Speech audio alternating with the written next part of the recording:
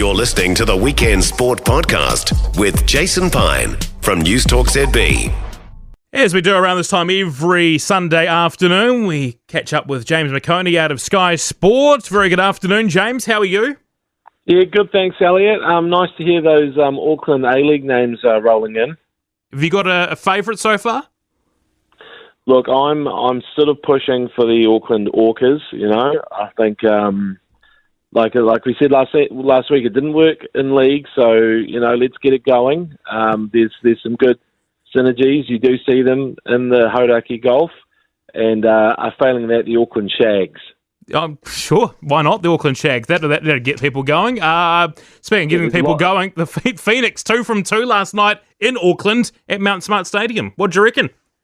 Yeah, it was impressive. Without Oscar Zavada, that was a great win for the men's Knicks, and the bounce back from the women's Phoenix, and also scoring 2 goals and looking likely against the top of the table Perth Glory. That was great. I think the one thing with the men's Phoenix is that they still play a really good style. They're still quite attacking. There's, I guess, a few opportunities begging, but the big sort of breakout star is their goalie, Alex Paulson, who's only 6 foot tall. He's not a big unit, and he's gone and saved 2 penalties so far this season. He is like a wall. Like, he just seems to thrive on those big pressure moments in terms of a penalty and relishes saving them. I can't believe he saved them. I mean, Jay McLaren's one of the premier players in the competition, and he just didn't break a sweat in saving it.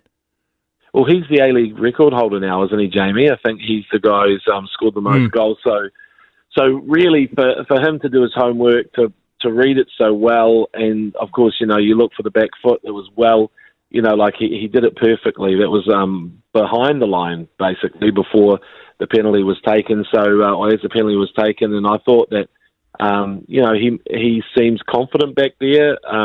He's young, like I said. He's not a big, tall player with a huge wingspan. So it's interesting to see. There have been short goalies in the past. I'm trying to think. Shay Given was quite a short goalie for Ireland and Newcastle United, but all power to him. And up front, I think Kraev is really a quality import as well. I mean, it's all the headlines are about Zavada, but he is a very good player, the Bulgarian. Yeah, he's superb. And then you look at the women's team as well. We had Riley Foster, the goalkeeper, on the program yesterday, and they stepped up again. The Perth Glory were top of the table heading into last night's game, and the women's team win again. So 6 points out of the night for the Phoenix. Yeah, and also, I mean, we knew this had to happen at some point, that under-17 squad from 2018 that won the bronze medal in Uruguay, that they would actually come through and form the basis of, hopefully, the national team, but also any team that's based, a professional team like the Wellington Phoenix. The women's Phoenix didn't exist back then, but, you see them out there, Mackenzie Barry, Marissa Vandermeer, the Kate Taylor as well from the following World Cup, and Alyssa Winham. But then Macy Fraser is kind of the headline act now, and I can't believe it's taken that long for the Phoenix to realise that she needs to be in there. But thank God they have, and really a couple of American imports. It's good thinking. Yeah, it's very smart, isn't it? It's going to be interesting to see. I know we talked a bit about the Auckland team last week as well, but how they might develop and whether they try and pinch some of these young Phoenix players that are doing so well this season.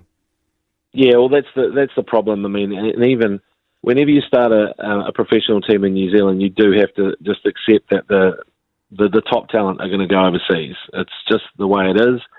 And, I looked at the All Whites the other day, and they had a good draw against Ireland. And, Libby Kakachi, McCowett, just, owning that stage. And, of course, they were very good Phoenix players, but you have to sort of, if you love them, set them free. And the news yesterday, James McOnie with us on News Talk ZB, Kurt Capewell may be heading to the Warriors. He was down at the Viaduct chatting with Andrew Webster. I mean, he's still got a year to go on his contract, but would he be a decent pickup for the Warriors? I think he'd be an outstanding pickup, Kurt Capewell. I mean, look, if they do lose Adam Whenua-Blake, that's tough because it's a completely different style of player. Capewell's an edge, loose forward, although he does a lot of the hard graft as well. He can play second row as centre too. But the way this squad is emerging, I feel like Capewell is that, how would you call it, like a ball-playing forward that might take them to that next level. And you can tell that's exactly what those other top teams have. The Penrith Panthers have Isaiah Yeo and Liam Martin, and you just know that's something that's missing from the Warriors. So it is very clever from Webster. I think he probably just for his own experience at the Panthers realised he needed someone like Capewell. Now, he was at the Brisbane Broncos, and of course they lost in the grand final, but they had a squad that was so strong, it's impossible to believe that they could have made it under the salary cap. So, of course, they need to sell somebody. It was unsustainable.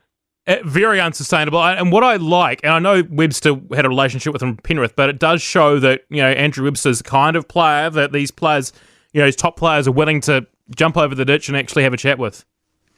Yeah, that's the thing. Well, was he at Oyster and Chop? I don't know. I heard it looked like it. Yeah. Yeah, there's a bit of a sighting there. Is that? I haven't been there, Elliott. Where do you dine there? No, I don't dine there. No, yeah, maybe I will. If it's good enough for Kurt Capewell and Andrew Webster, why not? Yeah. Well, I think Webster is the sort of coach that people really have faith in, and so him going over there and trying to talk people into coming to the Warriors, it's the best possible scenario. There's a lot of belief in what he's done. He's the NRL Coach of the Year. That's partly what you need to get people. It's always been notoriously hard to get players to come over. And I think the last time we sort of had, say, two big stars was Steve Price and Brent Tate? Brent Tate, yeah. Yeah, and of course they were brothers-in-law, right? So that was probably there was a reason one talked the other one into it. But, it is quite hard to get those big Aussie names over. So I'm hoping Webster still has got his sights on a few more, because I think the Warriors need that to go to the next level. And speaking of coaches, Michael Maguire gone. It's been quite the week. I see Joe Schmidt's been linked with the Wallabies. Quite the week for coaches on the move. Yeah, coaches have got, the world is their oyster. That's why, I know when Fozzie got a bit upset about, being demoted, but I almost feel like saying, well, that happens to players all the time, right? They're always dropped. And they have to go, and sometimes it means that they've got no chance of making the same sort of money. But it seems with coaches, you're probably going to go and get on a better wicket. Montpellier are looking at Fozzie, the Wallabies are looking at Schmidt, and possibly Fozzie as well. So look, I think coaches have, if you got that good reputation, you'll always get a gig. But I also think that the days of just getting a coach on reputation are numbered now.